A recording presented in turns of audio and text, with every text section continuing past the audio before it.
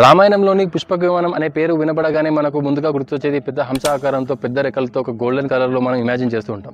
కానీ మనం ఇక్కడ సింబాలిక్గా చెప్తున్న పుష్పక విమానంలో పుష్పక అనే పదాన్ని మనం ఇగ్నోర్ చేస్తూ ఉంటాం. నిజానికి పుష్పక అంటే ఫ్లవర్ షేప్డ్ అని, స్పెసిఫిక్గా చెప్పాలి అంటే లోటస్ ఫ్లవర్. ఇక్కడ లోటస్ ఫ్లవర్ని ఎందుకు మనం తీసుకుంటున్నామంటే పుష్పక విమానంలో ఉన్న కొన్ని ఇంపార్టెంట్ ఫీచర్స్ లోటస్ ఫ్లవర్తో మాత్రమే మ్యాచ్ అవుతాయి. ఇలా ఇమాజిన్ చేసుకొని ఏ హెల్ప్తోని ఒక ఇమేజ్ని క్రియేట్ చేయమన్నాడు. So the result is just wow.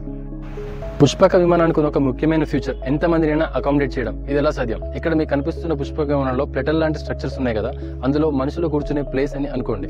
So just ఏంటంటే ఎప్పుడైతే ఒక కొత్త పర్సన్ యాడ్ అయ్యాడో ఒక మెటాలిక్ స్ట్రక్చర్, ఒక మెటాలిక్ పెటల్ లాంటి స్ట్రక్చర్ తీసుకొచ్చి యాడ్ చేయడమే అని ఇక్కడ అనుకుందాం. సో ఇదంతా ఎలా పాసిబుల్ అంటే ఇప్పుడు చైనీస్ బిల్డ్ చేస్తున్న ISS లో కూడా ఇలాంటి ఒక ఫ్యూచరే ఉంది. జస్ట్ మనం స్పేస్ ని యాడ్ చేసుకోవచ్చు, ఎంతమందినైనా అకామిడేట్ చేయవచ్చు.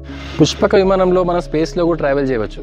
ఒక మనిషి ఈ భూమి నుంచి దూరం పోతూ స్పేస్ లో ట్రావెల్ చేసిన కొద్దీ తన ఏజ్ అనేది పెరుగుతుంది, తన బాడీలో మార్పులు అనేవి జరుగుతూ ఉంటాయి. కానీ ఈ పుష్పక విమానంలో ఎవరైతే ట్రావెల్ చేస్తారో వాళ్ళకి ఏజ్ అనేది మార్పు చెందదు అనుకుందాం. ఎందుకంటే ఇక్కడ ఏవైతే పెటల్స్ మనం చూస్తున్నామో ఆ పెటల్స్ ఒక హ్యూమన్ ఇంక్యుబేటర్ లాగా యాక్ట్ చేస్తూ మనిషి యొక్క గ్రోత్ ని, అతని ఏజ్ ని కంట్రోల్ చేస్తుంది అనుకుందాం. ఇదంతా ఎలా పాసిబుల్ అంటే ఆల్రెడీ మనకు ఎన్నో హాలీవుడ్ ఫిక్షన్ మూవీలో ఈ హ్యూమన్ ఇంక్యుబేటర్స్ గురించి ఉంది. పుష్పక విమానంలో ట్రావెల్ టైంలో సౌండ్ 0. అసలు మీకు కంప్లీట్ సైలెంట్గా ఈ పుష్పక విమానం వెళ్ళిపోతుంటుంది. దీన్ని ఉద్దేశంలో పెట్టుకుని కమల్ హాసన్ నటించిన మూకీ సినిమాకి పుష్పక విమానం అని పేరు పెట్టారు.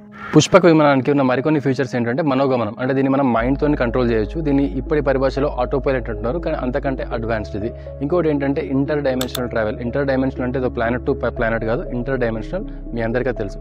ఇంకో ముఖ్యమైన ఫీచర్ ఏంటంటే దీనికి ఎలాంటి ఫ్యూయల్ అవసరం లేకుండా ఇది నడుస్తుంది. ఇది ఎలా పాసిబుల్ అయిందంటే ఇప్పుడున్న టెక్నాలజీకి బియాండ్ ఈ పుష్పక విమానం టెక్నాలజీ. సో ప్రజెంట్గా నేనేం నమ్ముతానంటే ఈ టెక్నాలజీ, మనం ప్రజెంట్ నడుస్తున్న టెక్నాలజీ అప్పటి టెక్నాలజీకి బెంచ్ మార్క్ కాదు, అప్పటి టెక్నాలజీయే ఇప్పటి టెక్నాలజీకి బెంచ్ మార్క్. ఇదంతా పుష్పక విమానానికి ఉన్న పేరు వల్ల, రామాయణంలో మెన్షన్ చేసిన కొన్ని ఫ్యూచర్స్ వల్ల నేను డ్రా చేసిన కొన్ని ఇన్ఫరెన్సెస్ మాత్రమే. ఇందులో నిజం ఉండొచ్చు, ఉండకపోవచ్చు. కానీ ఏంటంటే మీరు కూడా ఒకసారి అనలైజ్ చేయండి, ఇమాజిన్ చేయండి. ఎందుకు ఇమాజిన్ చేయమంటున్నానంటే first comes imagination, then innovation. Please comment your opinions in the comment section. Thank you.